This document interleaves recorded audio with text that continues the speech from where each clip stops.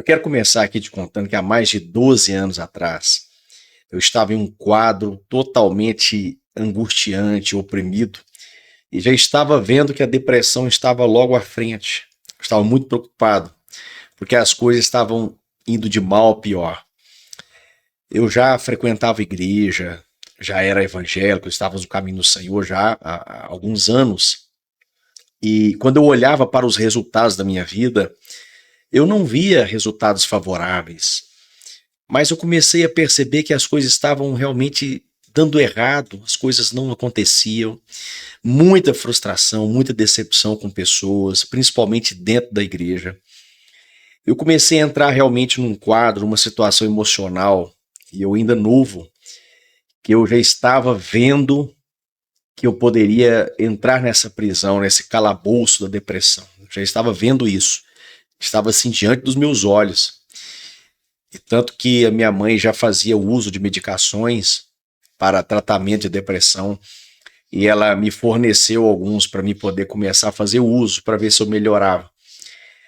Mas eu não vi melhora alguma. E eu lembro que teve um dia eu clamei de dentro da minha alma ao Senhor, meio que eu dei um grito, sabe, dentro de mim. Eu falei: Deus, eu preciso de uma resposta do Senhor, porque eu creio em Ti, eu confio em Ti, eu faço as coisas certas e os resultados não estão dando certo, os resultados estão vindo totalmente o oposto daquilo que eu esperava, daquilo que eu estava assim com o coração cheio de expectativa. Eu estava recém-casado e nós estávamos também num processo de briga, de discórdia e falta de orientação, falta de maturidade. A minha vida financeira estava assim fracassada, arruinada, e eu falei: meu Deus, eu estou entrando numa crise, num caos. Eu preciso que o Senhor me dê uma resposta. E sem falar que o pior de tudo era que eu tinha realmente um desejo muito grande no coração de servir o Senhor, de fazer a obra, de desenvolver ministerialmente. E eu vi que aquilo não estava acontecendo.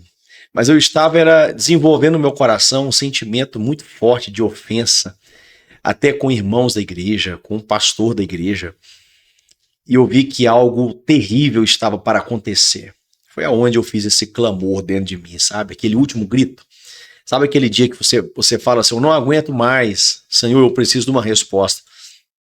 E eu lembro que eu fui, deitei para dormir, e dormi um sono profundo, e de repente eu tive um sonho espiritual, um sonho lindo e maravilhoso. Mas esse sonho não começou muito lindo, porque lá dentro do meu sonho eu vi uma cidade, e essa cidade estava totalmente revolta, as pessoas correndo de um lado para o outro. Eu vi que tinha um rio no meio da cidade e tinha pessoas dos dois lados do rio. Essas pessoas estavam correndo e eu comecei a perguntar por que elas estão correndo. E quando eu olhei para o céu, eu vi uma águia muito grande, uma águia gigante. Essa águia voava, tamanho de um avião, esses aviões de viagem. Essa águia era mais ou menos assim desse tamanho.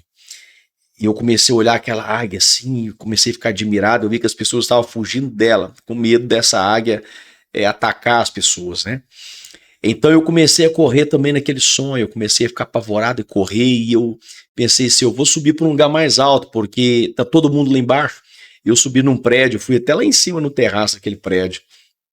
E quando eu cheguei lá, eu pensei que eu estava protegido, mas de repente, lá no terraço, aquela águia pousou na minha frente. E ela estava bem na frente da porta onde eu poderia sair daquele terraço. Então não tinha escolha, ou eu iria pular daquele terraço, aquele prédio muito alto, ou eu teria que enfrentar aquela águia. Foi onde eu decidi enfrentar aquela águia. Então eu fui correndo e bati o meu corpo nela, bati no peito dela. Eu senti que ela estava assim muito rígida, como uma rocha. E quando eu bati naquela águia, eu caí no chão e pensei: agora ela vai me devorar. Eu fiquei assim atônito no sonho, e de repente aquela águia, eu me coloquei de pé e ela abaixou a cabeça, assim, encurvou a cabeça dela e abriu as asas e se encurvou diante da minha presença. Naquela hora, uma voz muito mansa e suave disse assim: essa águia é o seu ministério. E eu vi que era a voz do Espírito Santo. E depois ele disse assim: olha, todos vão te respeitar por causa desta águia, porque você vai estar montado sobre ela. Eu lembro que eu montei nela, eu passei a mão na cabeça dela assim, e subi no pescoço dela, E ela me levou na casa da minha mãe. Eu fui na casa da minha mãe para me despedir da minha mãe, porque ela ia me levar para várias nações. Então, quando eu acordei, eu já acordei assim com uma alegria muito grande, com uma motivação nova. E eu vi que Deus estava comigo. A partir dali, eu comecei a confiar mais no Senhor e descansar. E as coisas começaram a se desenvolver na minha vida. Porque agora eu deixei de me afogar nas minhas emoções, nas minhas preocupações, eu comecei a exercitar a minha fé. E fé é confiança. Fé é descansar e confiar na palavra que ele entregou para você. Por isso que eu vim aqui nesse momento, deixar uma palavra para você. Eu não vim aqui falar como motivador. Eu vim falar como um profeta, assim como eu ouvi aquela voz profética no meu coração. Eu já estava entrando em um quadro depressivo. Eu vim aqui deixar para você uma mensagem profética também. Porque tem gente aí que está respirando, mas já desistiu por dentro. Já existe uma desistência no seu coração. Você está andando, falando, você posta algumas coisas na internet, nas redes sociais, você responde pessoas, mas por dentro está vazio, em silêncio, em pranto.